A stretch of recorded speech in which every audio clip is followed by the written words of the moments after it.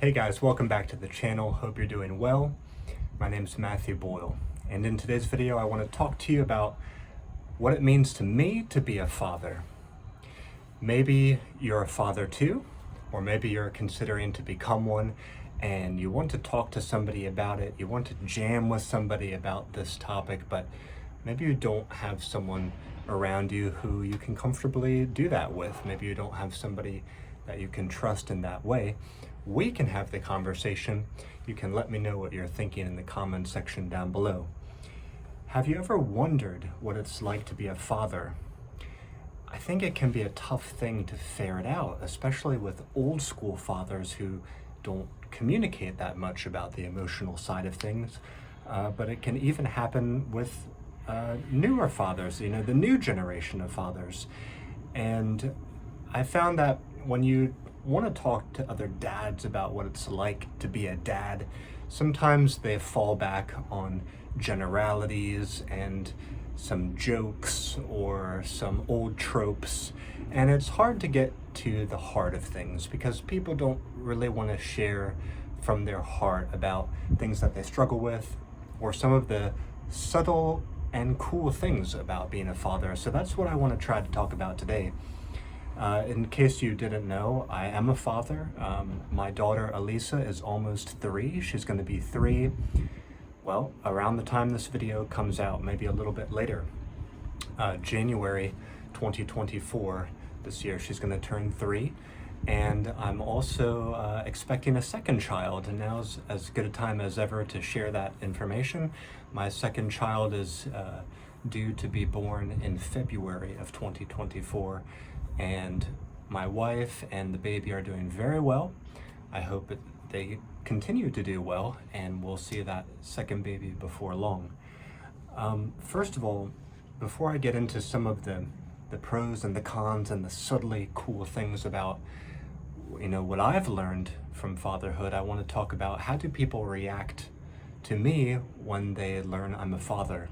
I think there's generally four different types of people, 4 different types of reactions.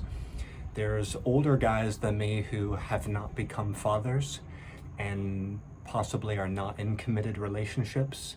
And I think they tend to be a little bit put off by me because I maybe represent what they could have had. And for whatever reason in their lives, their relationships have broken down, and now they're older and they don't have family. So that's kind of a sad thing when I can see that written on their face, and I know I've got to be careful not to take my family for granted. There's another type of older guys who have their own family. Maybe they have their own grandchildren now, and when they see me, they probably think, you young buck, you don't know what's coming, you don't know how hard it's going to be. I can see it on their face that they see me as a newcomer, and they know I've got a long road ahead of me with a lot of challenges coming. So I soak that up too, and I know, again, I got to work hard. I shouldn't think it's always going to be easy, and I should expect there's going to be serious challenges and even tragedies ahead, and I got to be ready for that. And then there's the younger people. There's younger people who I can see look up to me. They admire the fact that I have family. They see me kind of like an older brother, and they're like, wow, he can do that? Maybe I want to have a family one day too. Maybe I want to have my own children one day too. And they're thinking seriously about relationships and children. And then there's young people who, when they see me, think that's crazy. I would never want to do that in a million years. I see it as a loss of my personal freedom. And that's the point that I kind of want to hone in on first and segue into, is the so-called loss of freedom. Because what I've found is that feeling ready to become a father, wanting to become a father, and then actually becoming one, I have felt it as sort of like getting clearance for takeoff. If you know that terminology, if you're a plane on the runway, you have to get all ready for takeoff, and then you get cleared for takeoff by the tower, and you can fly off this runway. I feel like becoming a father now that I've been cleared for takeoff, cleared for flying to higher levels in my life. And it's not an easy thing to do. You have to be well qualified to pull this off. So I see myself now as flying to even higher levels of living and a greater and different kind of freedom than ever before. I've never seen it as a loss of freedom. I've seen it as something that I've wanted, and it's brought me a much greater motivation than ever before. And I feel inspired to be a superhero for my daughter every day. I'm learning to love the sacrifice for my family, and I've become less concerned ever before with getting what I want or getting my way. And I've been learning to be so happy if I can just make sure that my girls get their way, and that I blaze a trail for them and I work really hard for them. So it's maybe a different kind of freedom, a different way to draw profound meaning out of my life. And if you have even the inkling of the idea that you might like to become a parent, I think that's something that you should study. That's a frame of mind and a philosophy that you definitely should get into. Now, what are some of the sort of takeaways? What are some of the things that I've been learning about being a father? The first is that there's an inspiration, but also a pressure to set the best example that I can for my child, because obviously Elisa is watching me so carefully and mimicking everything I do. She does burpees, okay? She always sees me exercise. She'll often just randomly start doing push-ups, and people will say, what's going on there? She's not even 3. She started to do that when she was probably like 2. And now she's 3, she's doing push-ups and burpees, and I'm like, yeah, well, what can I say? That's my kid. She sees me doing burpees and push-ups all the time, so she thinks that's what she's supposed to do. So she's gonna be a strong and a tough girl, I know, but that's just one example. She also likes to read books a lot. So she mimics our everyday behavior, whether for good or for bad. If she sees us on our screens a lot, she learns, oh, there's something interesting on the screens, I want the screens too. And she gets absorbed into the phone. She mimics how we interact with other people. So if we're kind of cold and aloof and ignore other people, she also doesn't want to associate with other people, and she can kind of turn a shoulder to people and ignore people who want to talk to her or play with her. Whereas if I'm friendly and outgoing, she's like that too. Cleaning up. If I don't put my coat and my shoes and my hat away, she's messy too. She just leaves it all over the floor. But when she sees me put my things away, she follows me to put the things away. So there's a saying that children will always fail to do what you say. They will never fail to emulate you.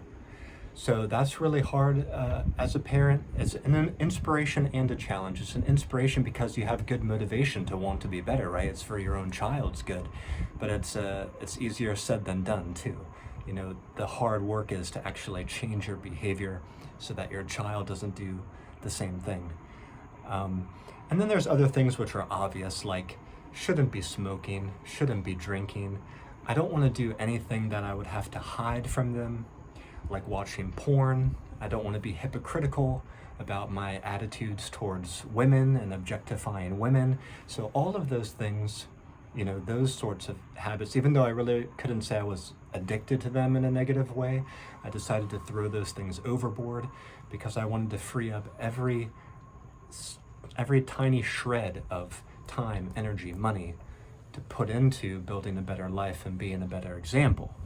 So those things also have gone by the wayside for me. Second point, another inspiration and pressure. That is to grow into my next level of patience and to love to work for other people.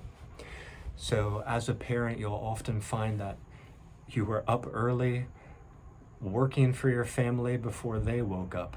You worked all day for your job, you came home, and after a day of work at the office or whatever, you come home, you still got to keep working. You got to clean up the house. You got to get ready for dinner. Kids got to do their homework. After that, nope, you're still not done. Kids got to get ready for bed. You got to clean up from dinner. You probably have to clean up the house again. got to put the kid to sleep, bedtime stories, get their, the teeth brushed. After that, after they finally fall asleep, nope, you're still not done. You probably have to do another round of tidying up, and then you have to get yourself ready for bed. And there is really no time for just lounging around and watching TV. I don't know how anybody has time for and how any parent would have time to sort of watch Netflix. I don't think that's even possible. So realize that as a parent, you're going to be busy from morning till night. But the inspirational part and the challenge is to see the joy of being able to work like that and becoming habituated to that level of work. That means you're a tough individual, and you should really pat yourself on the back for doing that. That's the thing, is that no one's going to really applaud you or thank you for doing that. It's your choice to become a parent. So you got to pat yourself on the back and have that positive self-talk to be aware and to notice and to congratulate yourself that you're getting tougher. And it's not a lot of people who could do that day in and day out and do it with a smile on their face and with the positivity. That's what I'm working on now, because sometimes I do sort of begrudgingly do this work, especially in the evenings when I'm already tired and my wife and daughter can kind of feel my negative energy, and I don't like that. That's something I want to work on, because to have a family was my choice, right? Yes, it was. I got myself into this. I wanted it, right? This is what I tell myself. Wasn't this your choice? You did want this, right? So why are you kind of begrudgingly going around the house, taking out the trash, washing dishes and whatever? You should be doing it with just a big smile and all this love in your heart, because so many people may want to have a family but can't. Or so many people maybe had a family and tragedy destroyed it. You've got a roof over your head, you've got a happy, healthy family. You should love this work. You should love to be able to do it day in and day out. So, that there's an inspiration and a pressure there. Third thing, and the last point before I wrap up, this is something that I didn't fully anticipate, and it's a contradictory set of feelings. And that is, on the one hand, because I have my family and my daughter, my spirits have constantly been buoyed every day. Every day I feel like, ever since my wife was pregnant with Elisa, and even now, I feel like I've been on a slightly higher, vibration of energy and joy. And I've never really come down. I've been moved into a different sort of level. And every day, just the knowledge that I have these girls makes me feel so good. And I can never truly have a bad day, because all I have to do is think about them and think about my daughter waiting at home for me, and I can't wait to go home to see her, and I just instantly feel that little lift. So I feel constantly buoyed spirits from them. But at the same time, and this is the sort of contradictory or paradoxical part, I've also felt sort of a low-level anxiety ever since my wife was pregnant, ever since my daughter's been born. And that's an anxiety about what would I do if anything happened to my daughter or my wife? What's happening to them right now when I can't see them, when I can't be with them? Are they safe? Should I call them? And these sorts of imaginary evils and anxieties, and sort of, I've often, maybe not often, but there's been a significant number of nights where I sort of have trouble going to sleep at night because I just worry about them. I make up scenarios and wonder what I would do if something horrible happened to them. And there's been it's more rare, but there's been some times where I've even waken up having nightmares and sweats because of a bad dream, something happened to them. And I've always had this low-level anxiety, this thread through my whole life ever since I became a father. And I didn't really expect it would be like that, but it's mostly a concern for their physical safety and always wondering and worrying where they are and checking on them. And I didn't know I was really going to be like that. My wife seems much more relaxed, so I probably drive her crazy a bit.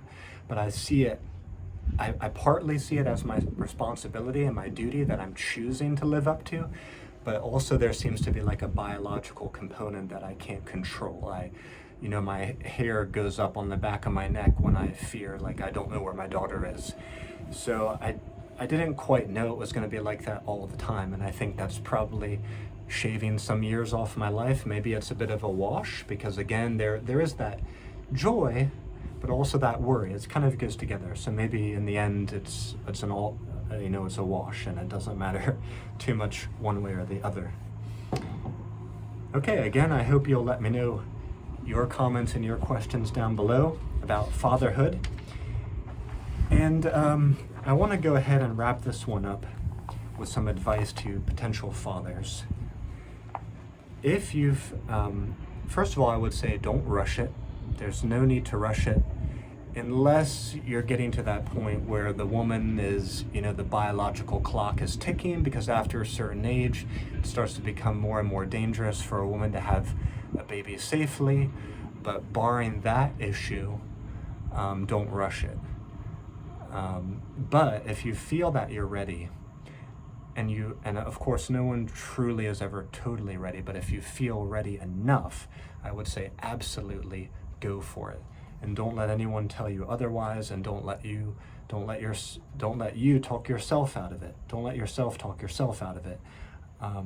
You will grow in so many ways, and you together with your family will grow in so many ways that you kind of expect and ways that you could never really expect. It's going to move you all to your next level. And this is also a really important point, and I'm going to leave you with this. It's going to put you into greater touch with your emotional depths. It's going to make you more vulnerable, more patient, more flexible, more strong, capable of carrying heavier loads, and in summary, more human. Basically, at the end of the day, it's going to make you more human. It's going to attach you more to the shared beauty and the shared struggles and vulnerabilities and tragedies of humanity. You're going to desire more than ever before, and you're going to work more than ever before towards a peaceful world. And I think that's a very special and beautiful thing about being a parent, being a father, being the head of a house, being a leader, is that you have so many great reasons to level up. And in many ways, you're gonna level up. You're gonna have to, no matter what you do. But if of course, if you want it, it's gonna be easier to level up in a lot of great ways. But kind of whether you do or not, it's gonna force you to. So I think it's a great thing overall. I'm really enjoying being a father. At the end of the day, it's a net positive for me. And again, I'm hoping for the best of health for my wife and my unborn child, who will be coming in February. And I can't wait to keep sharing with you more about how we learn and grow, create our best lives, and also learn languages. That's a big part of this channel, because I live in China and we're raising our children to be bilingual, Mandarin and English. Thanks so much for tuning into this video, and I'll see you back here next time. Bye-bye for now.